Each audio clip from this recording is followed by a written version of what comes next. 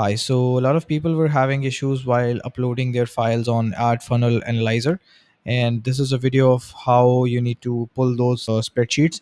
I won't be going into the ad account and exporting the actual file, but this is a spreadsheet I created using the same format that I extracted.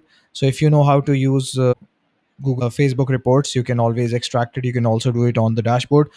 Just make sure that your dashboard is set like this, right? So what you have to do is pick all these options, all these setups, and set it up on your dashboard. And that way, you'll see your campaign name, ad set name, ad name, amount spent, impressions, link clicks, website, landing page views, and all of that, right? Some of this is not relevant for the report, but I usually like to keep it because I also use this for other things, right? So let's name this funnel analysis demo or template file, right? And what you can do is just click on this, make a copy, add your data. That's kind of manual process, but it's always better to use the Facebook ads dashboard reporting dashboard.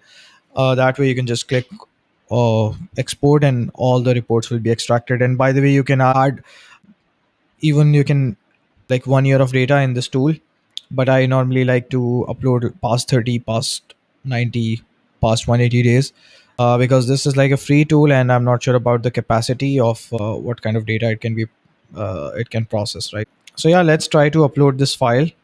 So you can see that I have created these funnels, right?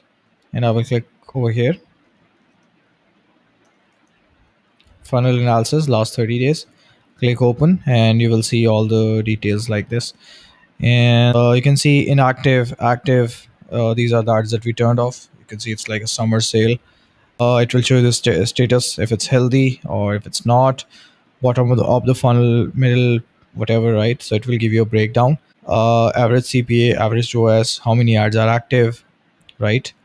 And it will also give you this indication of what you need to do.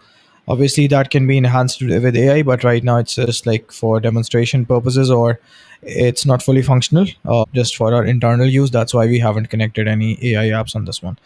So yeah, that's how you can use it